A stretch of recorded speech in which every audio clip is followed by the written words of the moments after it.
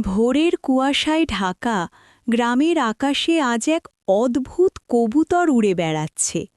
সবাই তাকে চেনে, কিন্তু কেউ জানে না তার পেছনে লুকিয়ে থাকা গোপন গল্প। এই কবুতরটি প্রতিদিন ঠিক একই সময় পুরনো বটগাছের ডালে এসে বসে, যেন কারোর জন্য অপেক্ষা করছে। গ্রামের বুড়ো রমজান চাচা বলেন, বহু বছর আগে এই কবুতরটি এক হারিয়ে যাওয়া চিঠির সাক্ষী ছিল। সেই চিঠিতে লেখা ছিল এক অসমাপ্ত ভালোবাসার কথা। কবুতরটি নাকি সেই চিঠির গন্ধ আজও ভুলতে পারেনি।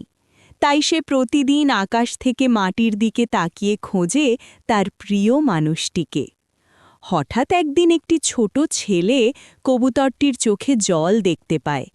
তখনই গ্রামবাসীরা বুঝতে পারে এই কবুতর শুধু পাখি নয়, সে বহন করে এক না বলা ইতিহাস, এক নীরব অনুভূতি, যা আজও গ্রামের আকাশে উড়ে বেড়াচ্ছে।